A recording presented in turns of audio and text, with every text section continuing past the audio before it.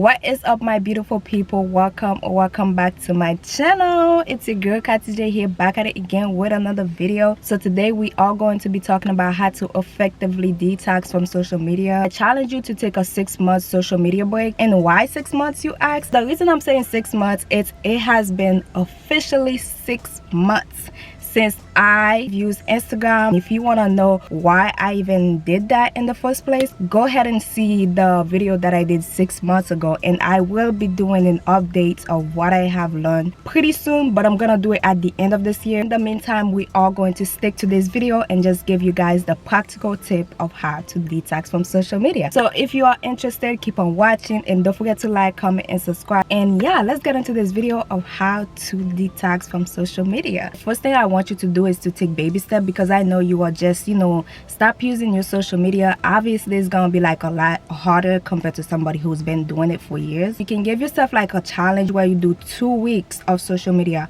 1 week of social media, 30 days of social media. And as you getting used to not having your social media, getting used to not using your Instagram, TikTok, and everything, you can start increasing the months, the days, and next thing you know, 6 months gone by real fast. Another thing I would like to add on to the challenge is to deactivate, log out the account or the social media app that you use the most. And for me, it was Instagram like 6 months ago. So that's why I was like, girl, you got a lot of things to do, like we're in 2024. So I was like, you know what, let's go ahead and take a break from Instagram. And once you deactivate the app that you feel like you use the most on the regular, make sure you delete that app from your phone completely, because if you have access to it, you're gonna be tempted to click on it. Oh, let me go ahead and click on it. Don't have it on your phone. Delete it completely, uninstall it, do whatever you gotta do, so that way you're not easily tempted to get on the app. And one thing I like to always say to myself whenever I feel like I want to go back on Instagram and see what other people are doing, I always remind myself, Kati, you are doing this for you. If you go back to see these people see, you're gonna have less time to spend to work on yourself. You're gonna have less time to spend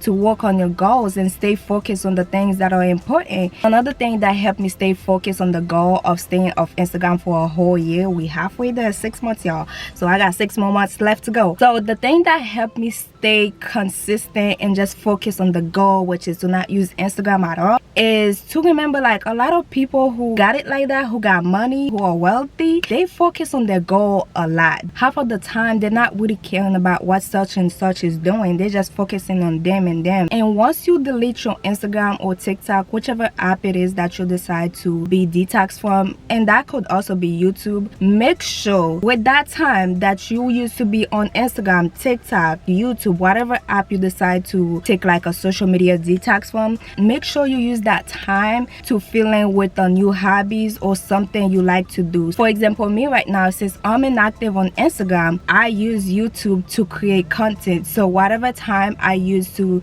use to go on Instagram scrolling, I use that to make content. And I can literally say, y'all, this month, like the month of May and June, I've been consistent on my YouTube channel. I've been uploading twice a week, you guys, twice freaking week. And why is that? Because I have time. When you off your social media, you have more time in the day. I always used to say, oh my god, I don't have time to edit, like editing gonna take forever, let me just go scroll on Instagram, let me just see what so and so is doing. I would rather do that instead of sit down, record a video, instead of editing my video. Like, I used to be making excuses left and right, but the fact that I don't have Instagram, I'm over here posting content twice a week. Next tip I'm going to give you guys is to prioritize your apps. Okay, so let's say you do want to get off social media, but like I said, you're taking baby steps, so you're doing one app at a time. And the first app that you decide to delete is, let's say, TikTok. Okay, so now you have YouTube and Instagram. Okay, and you're always on YouTube, you're always on Instagram. Don't just consume content, you can also create content as well. Content that can help other people, or something that you love to do. Let's say you like painting, you can start creating YouTube short of you painting. You can start creating reels of you painting. Make social media work for you, not you work for social media.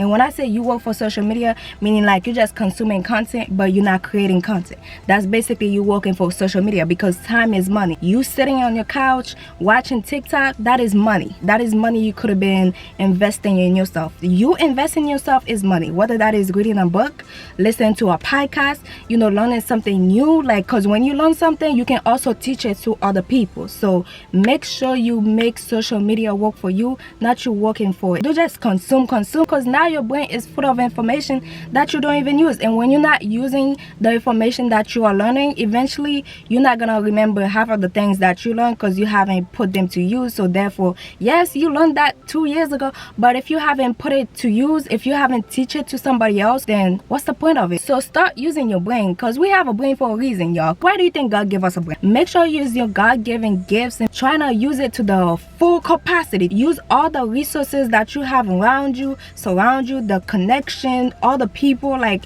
you know, everything that you can use to make sure that you use your gift very effectively. Can I get a hey man?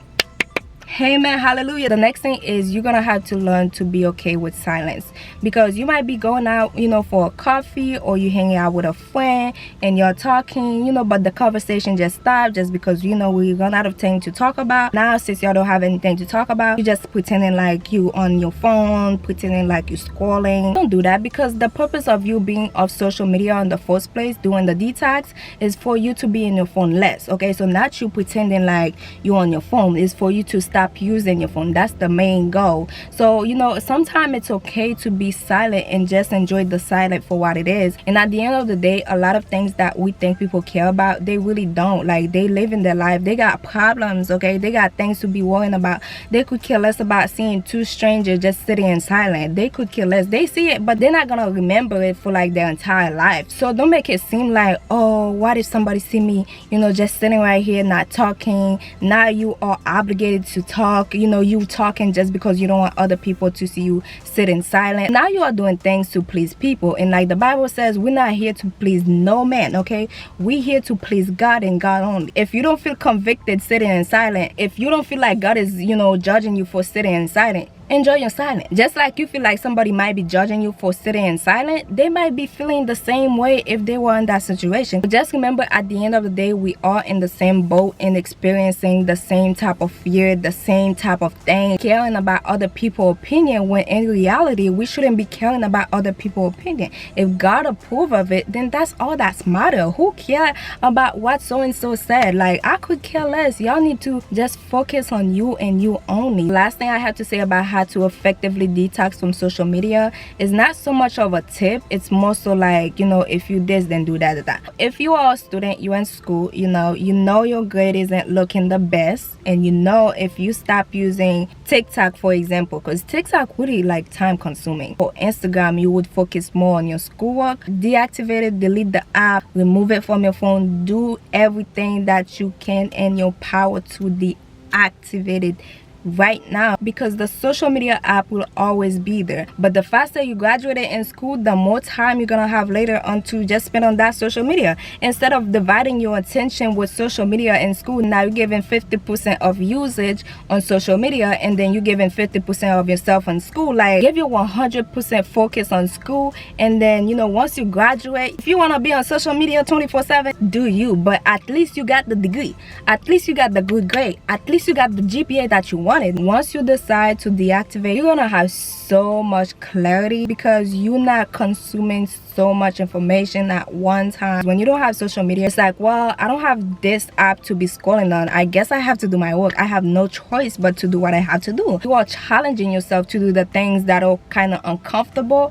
the things that you are not used to. You are holding yourself accountable for the challenge that you had set. And like I said, you can start off with baby step, a week of social media, 2 weeks, a 30-day challenge of social media, or you can just join me with the 6 months, since we are halfway through the year, and we can come back again and let me know how that changed you and everything. So you can pick and choose to find the challenge that is best fit you. Just like 75-day hard. When you do a 75-day hard, if you fail one day, you're gonna have to restart over. So if you know you cannot keep up with the 6 months, don't even do 6 months. Do however long you feel like you can do. But at the same time, you also gotta challenge yourself. Just because you don't feel like or you don't think you'll be able to do the 6 months, you can also challenge yourself to do the 6 months anyway. You're gonna be surprised how you actually stick to the 6 months, and now you're gonna be proud. Wow, I did not expect I was gonna do the 6 months. Now look at me, I did it for 6 months. Like, now you're gonna be like, wow, I'm capable. We are capable of the things that we put our mind to. As long as we believe we can do it, we're gonna be able to do it, y'all. We are capable of doing the things that we put our mind to. So keep on going, y'all. Keep on going. I'm rooting for you. So let's use this summer very effectively and start focusing on our goals. And like I said, we only have 6 months till the 24 over. Let's use it to the best, you know, to the max capacity of how we can use it. So yeah, you guys, I hope you guys loved this video. If you did, make sure you give it a big thumbs up. Share this video with a friend, like, comment, and subscribe. I will see you in my next video. Stay blessed. Bye, beautiful people. Bye, y'all. Kisses. Love y'all.